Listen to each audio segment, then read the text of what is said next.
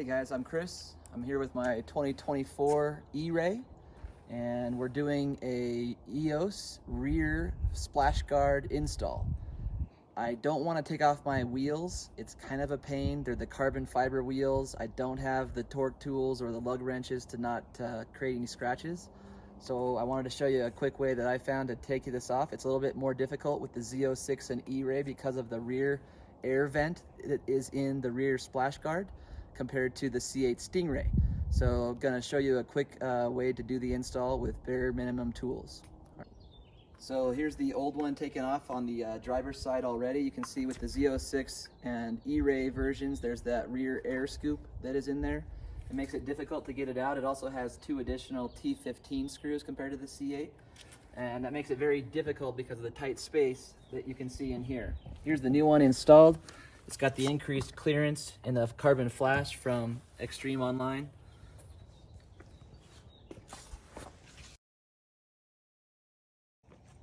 So for the install, you need a T15 Torx. You need a 1/4 inch box end wrench. I have a 7mm socket that I just have on this little hand tool, a little bit of masking tape, and your floor jack. And that's going to give you enough clearance to just jack up and take off the load off your suspension so you can take that intake off of the rear guard that's currently on there out from over the top where that's the highest clearance, and then also replace the new one. So here's the new part coming from EOS. And we'll just do a little unpackaging. So this is the new piece. You can see it has the little extended mud guard off to the edge, and it's painted out in the carbon flash trim. So for the install, there's going to be inside of the fender 2 T15 screws, one on top and one on the bottom. And then underneath, there's the one 7mm bolt that needs to come out. So we're going to take those out right now.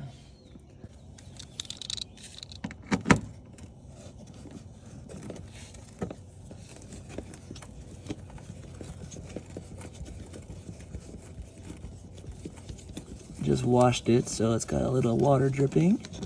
So there you go, the one 7mm bolt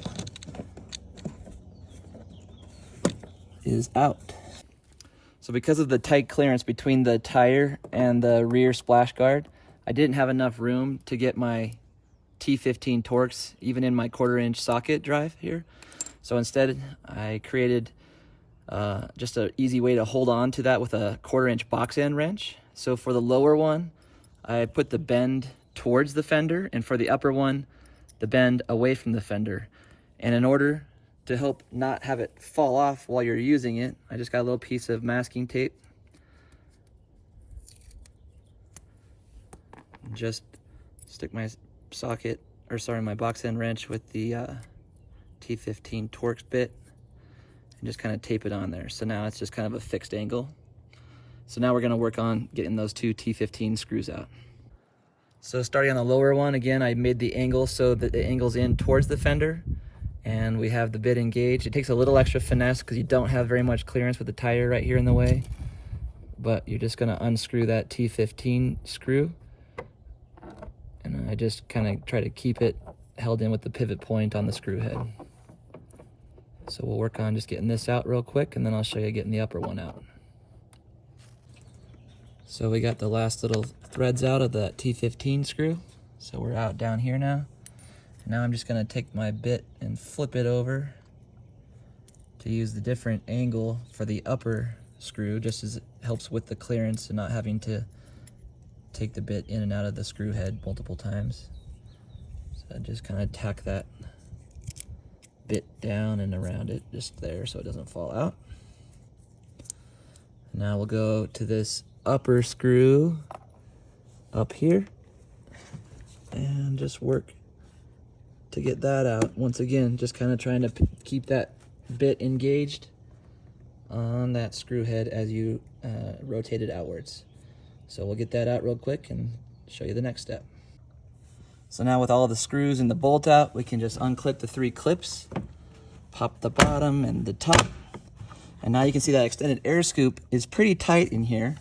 But if you just kind of manipulate it up, you can follow the curvature of your tire up to the top. But you can see I still can't quite get it out without scratching the inside of the fender.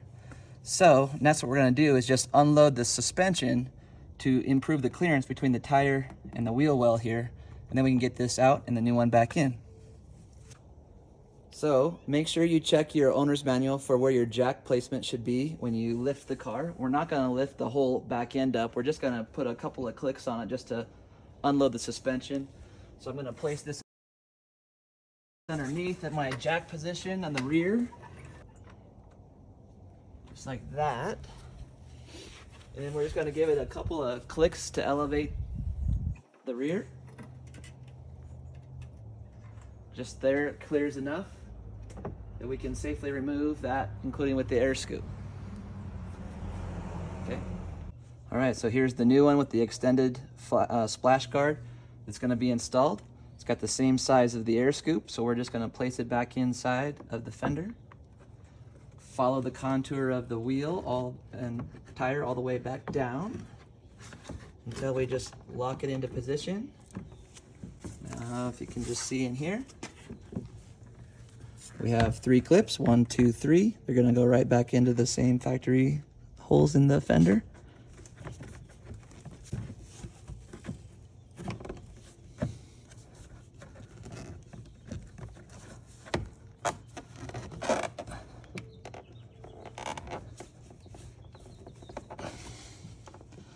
Pop. There we go. Now we're going to put the T15 screw heads back in here and the 7mm bolt back in the bottom, and the install is complete. We don't need to keep the pressure on the jack anymore because we're done with the clearance issue that we had.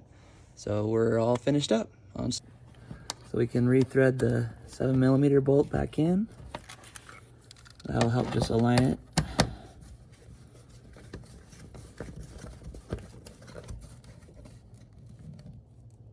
Until it's snug, and then we'll come back up and do the T15s. You can just pre-thread those T15s back into the hole by finger. Decrease the amount of turns you have to make with your box end wrench in there.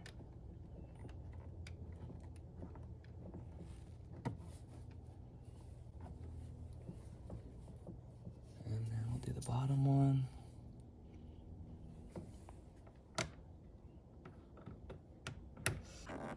After you got both of those finger tight, you can come back in with your bit on your box end wrench in the same orientation and just do your final tightening.